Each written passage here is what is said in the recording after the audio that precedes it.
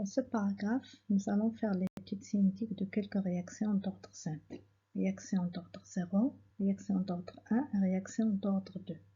Dans cette étude, nous allons déterminer l'expression de la concentration en fonction du temps, voir comment déterminer la constante de vitesse de la réaction et déterminer l'expression de temps de demi-réaction.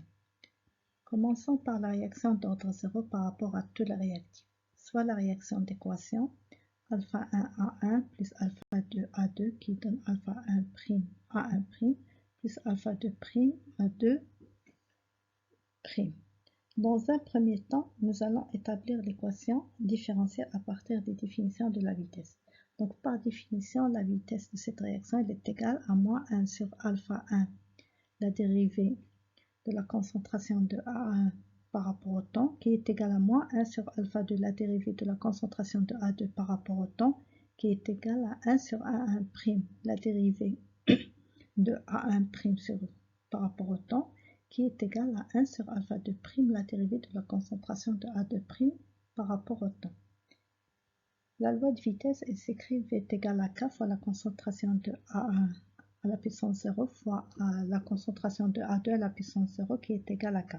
0, c'est l'ordre partiel par rapport à tous les réactifs. Donc, pour le réactif A1, l'équation différentielle, elle s'écrit moins 1 sur alpha 1, la dérivée de la concentration de A1 sur dt qui est égale à K. Pour intégrer cette équation différentielle, nous allons d'abord faire une séparation des variables, puis intégrer entre l'instant t est égal à 0 et l'instant. Après l'intégration, nous obtenons la relation suivante, la concentration de A1 à l'instant t moins la concentration initiale de A1 est égale à moins alpha 1 kt, d'où la concentration de A1 à l'instant t, ce n'est que la concentration initiale de A1 moins alpha 1 kt. Cette expression montre que les concentrations des réactifs sont des fonctions affines décroissantes.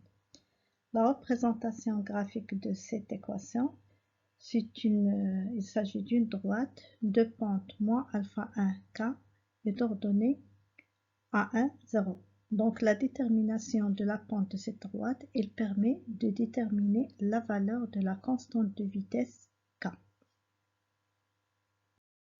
Cherchons maintenant l'expression de temps de demi-réaction. Le temps de demi-réaction, c'est une caractéristique de la réaction. Si A1 est le réactif limitant, par définition, à t est égal T1,5, la concentration de A1 est égale à la moitié de la concentration initiale. Ce qui donne, lorsqu'on remplace la concentration à l'instant t par la concentration à l'instant T1,5, l'expression suivante, la concentration initiale de A1 moins la concentration initiale de A1 sur 2, elle est égale à alpha 1 k t de 1,5, ce qui permet de tirer l'expression du temps de demi-réaction. Donc T1,5 est égal à la concentration initiale sur 2 alpha K1. Donc d'après cette expression, on remarque que pour une réaction d'ordre 0, le temps de demi-réaction est proportionnel à la concentration initiale de réactifs limitants. Un exemple de réaction d'ordre 0, la réaction de décomposition de N2O5. À 25 degrés C, N2O5 solide est en équilibre avec sa vapeur saturante selon la réaction. N2O5 solide en équilibre avec N2O5 gazeux. La pression de vapeur saturante de N2O5 est égale à 414 mm de mercure. Sa vapeur saturante se décompose selon la réaction N2O5 gaz qui donne N2O4 plus 1,5 de O2 gaz. Cette réaction en réalité c'est une réaction de premier ordre. La vitesse elle s'écrit V est égal à K fois la concentration de N2O5 à la puissance 1. Et bien sûr, N2O5 c'est un gaz qu'on peut considérer comme un gaz parfait. Et on remplace la concentration de N2O5 par sa pression en utilisant la loi des gaz parfaits. Donc la vitesse sera égale à K sur RT, P de N2 au 5. Et bien sûr là, le K sur RT, c'est une constante qu'on va noter K'. Donc la vitesse elle sera égale à K' P N2 au 5. Pendant cette décomposition, si la quantité de N2 au 5 solide est importante, c'est-à-dire elle est en excès, la pression de N2 au 5 reste constante. Ce qui nous permet d'écrire que V est égal à K' fois Pn2 au 5, puisque Pn2 au 5 reste constante. Donc la vitesse elle est égale à une constante K secondes. Donc la réaction elle se comporte comme une réaction d'ordre 0. Et expérimentalement, on montre que cette réaction est d'ordre 0 en suivant la pression d'oxygène formée. Examinons maintenant le cas d'une réaction d'ordre 1. Considérons la réaction d'équation alpha 1 A1 plus alpha 2 A2 qui donne alpha 1' A1' plus alpha 2' A2'. Cette réaction présente un ordre partiel égal à 1 par rapport à A1, supposé limitant, et un ordre partiel égal à 0 par rapport au réactif A2. Donc la loi de vitesse de la réaction, il s'écrit V est égal à K fois la concentration de A1. K c'est la constante de vitesse qui dans ce cas, elle est homogène à un temps moins 1. La vitesse volumique de la réaction s'exprime aussi en fonction de la vitesse volumique de disparition de réactif A1. Et l'équation différentielle dans ce cas s'écrit moins 1 sur alpha 1, la dérivée de la concentration de A1 par rapport au temps qui est égale à K fois la concentration de A1. En utilisant la méthode de séparation de variables, l'intégration de cette équation donne log de la concentration de A1 à l'instant t sur la concentration initiale de A1, elle est égale à moins alpha 1 K fois T, que nous pouvons écrire aussi sous la forme la concentration de A1 à l'instant t, elle est égale à sa concentration initiale qui multiplie exponentielle moins alpha 1 K fois T. D'après cette expression, la concentration de A1 diminue donc exponentiellement jusqu'à tendre vers 0, comme le montre la courbe de l'évolution de la concentration de A1 en fonction du T.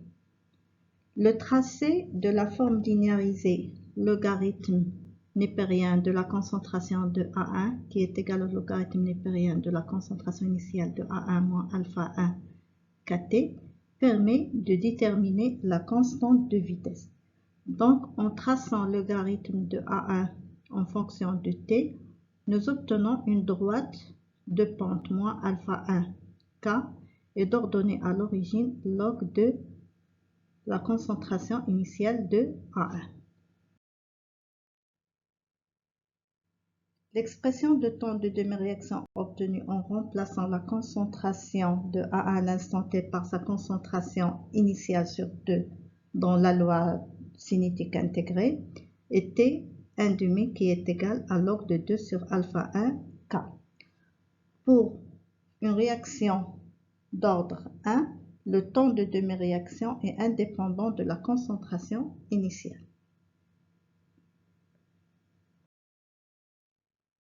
Exemple de réaction d'ordre 1, la réaction de décomposition de l'oxyde d'azote. Nous avons 2N2O qui donne 2N2 plus O2. La loi de vitesse déterminée expérimentalement, il s'écrit V est égal à K fois la concentration de N2O à la puissance 1. 1 c'est l'ordre partiel par rapport à N2O et on remarque qu'il est différent de son coefficient stoichiométrique. De même, la décomposition de l'eau oxygénée, c'est une réaction d'ordre 1. Et la loi de vitesse, elle s'écrit V est égal à K fois la concentration de H2O2 à la puissance 1. Pour les réactions d'ordre 2, nous allons voir deux cas. Le premier cas, soit la réaction bilan d'équation stoichiométrique alpha 1 A1 plus alpha 2 A2 qui donne alpha 1' A1' plus alpha 2' A2'. Considérons que la réaction présente un ordre 2 avec un ordre partiel 2 par rapport à A1 et un ordre partiel 0 par rapport à A2. Alors la loi de vitesse, elle s'écrit V est égal à K fois la concentration de A1 au carré. L'équation différentielle obtenue dans ce cas est la suivante. Moins 1 sur alpha 1, la dérivée de la concentration de A1 par rapport au temps, qui est égale à K fois la concentration de A1 au carré. L'intégration par la méthode de séparation des variables donne 1 sur la concentration de A1 à l'instant t, moins 1 sur la concentration de A1 à l'instant t est égal à 0, elle est égale à alpha 1 kt. D'où 1 sur la concentration de A1 à l'instant t, elle est égale à 1 sur sa concentration initiale plus alpha 1 kt. La fonction 1 sur la concentration de A1 à l'instant t est une fonction affine du temps. En traçant 1 sur la concentration de A1 en fonction de temps, nous obtenons une droite de pente alpha 1K. On peut aussi exprimer la concentration de A1 en fonction de temps. Elle est égale à la concentration initiale de A1 sur 1 plus alpha 1 fois K fois T que multiplie la concentration initiale de A1.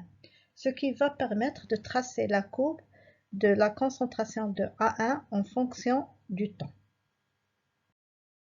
Et le temps de demi-réaction en supposant que le réactif A1 est le réactif limitant, T1 demi est égal à 1 sur alpha 1 K fois la concentration initiale de A1. Donc, pour une réaction d'ordre 2, le temps de demi-réaction est inversement proportionnel à la concentration initiale.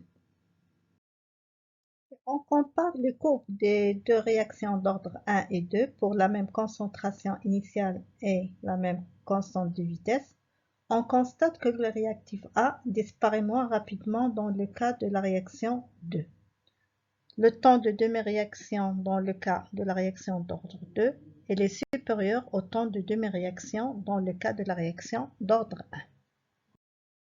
1. Un exemple de réaction d'ordre 2, 3 Br au point qui donne Br au 3 points plus 2 Pr points. L'ordre partiel par rapport au radical Pr au point est égal à 2.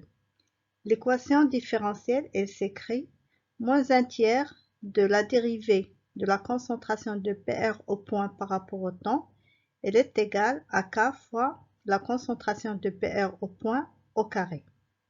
L'intégration de cette équation, elle donne 1 sur la concentration de Pr au point, elle est égale à 1 sur la concentration initiale de Pr au point plus 3 kt.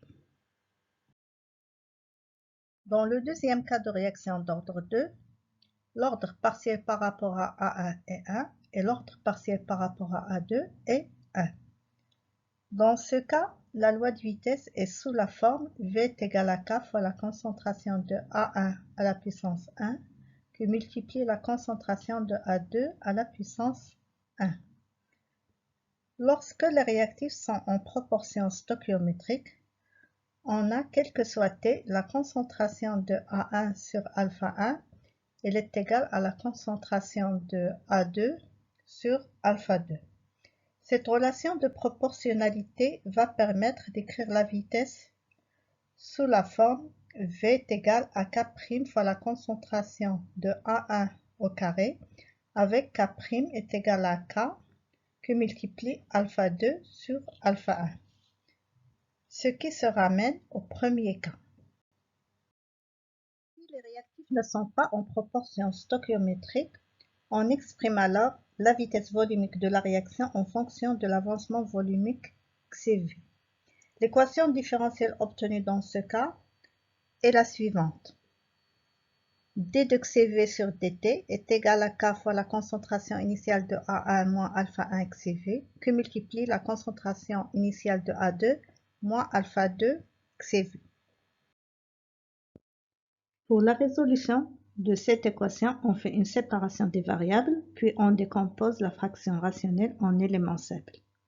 Après intégration et en réarrangeant l'expression obtenue, on obtient log de la concentration de A1 à l'instant t sur la concentration de A2 à l'instant t moins log de la concentration initiale de A1 sur la concentration initiale de A2, elle est égale à alpha 2 fois la concentration initiale de A1 moins alpha 1 fois la concentration initiale de A2 que multiplie